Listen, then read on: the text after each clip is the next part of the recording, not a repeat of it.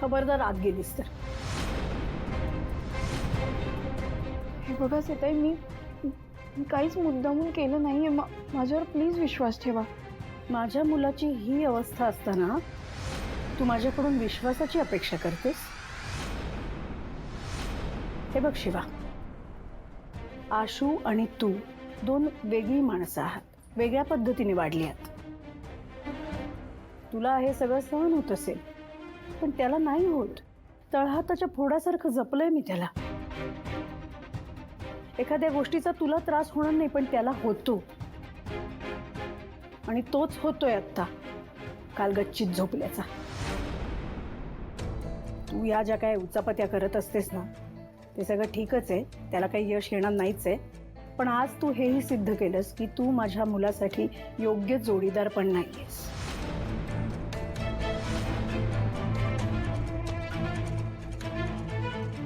आणि त्यामुळे त्याला होणारा हा जो त्रास आहे ना, तो थांबवायचा आहे मला.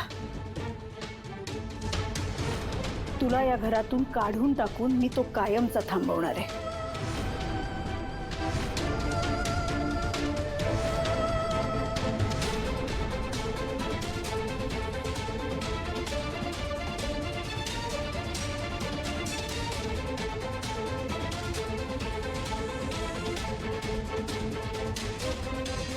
अगं आई, आता मला पण थोडं थोडं शिकलं पाहिजे ना.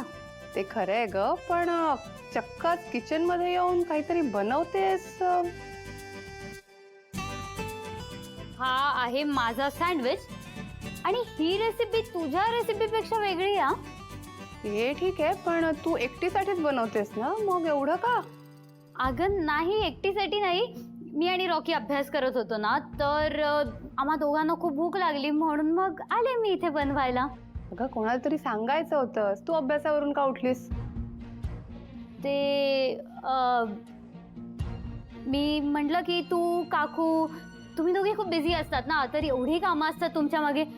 प्लस आता दादाला पण बरं नाहीये, तर तुम्ही दोघे खूप असं बिझी चाललात, म्हणून मीच केलं. बाय द वे, कसा आहे दादा आता? बरं आहे, आता ताप खाली आलाय, होईल बरं. चला, झालंय माझं सँडविच रेडी. चला आई, येते मी.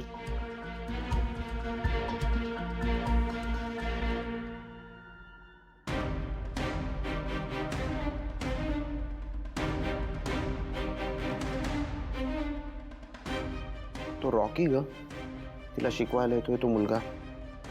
ते ना मला थोडं रिस्की वाटतंय. बघ ना, ते आता सेम वयाचे आहेत आणि या वयात अट्रॅक्शन होऊच शकतं ना.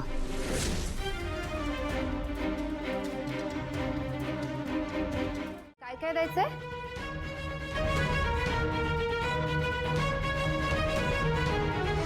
किती हट्टी आहेस ग तू. तुला एकदा सांगितलं होतं ना सूपच बनव म्हणून. मग काय गरज होती हा आगाऊपणा करायची?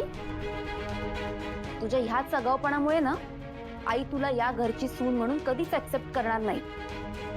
पण सूप देतेच आहे की मी. काढ्याने अजून त्याला बरं वाटेल. आधी स्वतःच आजारी पडायचं, मग काळजी असल्याची नाटकं करायची. आणि याच्यावर उपाय कोणते? तर हे असले वस्तीतले. वस्तीतला असला ना तरी जालिम उपाय. त्याला बरं नाही ना वाटलं तर मग बघा. दे इकडे. तुम्ही द्याल का? ठीक आहे, द्या. तू जेवढी आशूची काळजी दाखवतेस ना, त्याच्यापेक्षा कितीतरी पटीने जास्त मला माझ्या भावाची काळजी. कळलं? जा आता, ते निघ.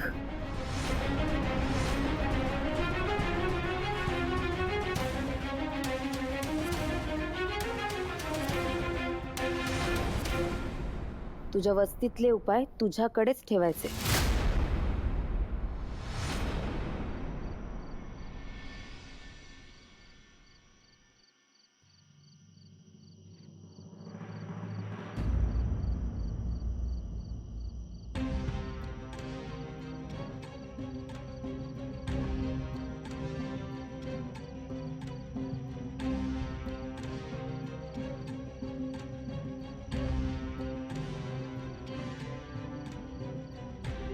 शिवा, काय झालं? तू इथे एकटीच उभी आहेस? नाही, काही नाही. बरं जिजू कसे आहेत आता? बरे आहेत.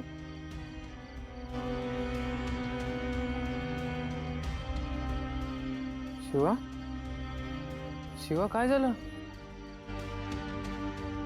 सांगितलं ना काय, काहीच नाही झालं.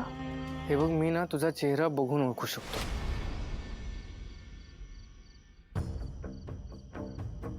काही नाही. बरं ठीक आहे, तुला आता नसेल सांगायचं तर नको सांगू. जेव्हा सांगावंसं वाटेल तेव्हा सांग. असं नाहीये रॉकी.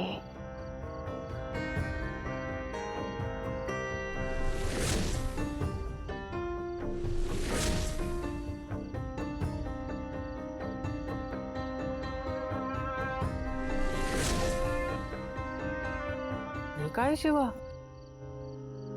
अगं हे असं का वागतायत? नाही नाही, यात तुझी काहीच चूक नाहीये. हे उगाच तुला दोष देतात. तसं नाहीये मग अगदी. कसं आहे शिवा? तू ना नेहमी चांगली होऊन सगळं तुझ्या अंगावर घेतेस.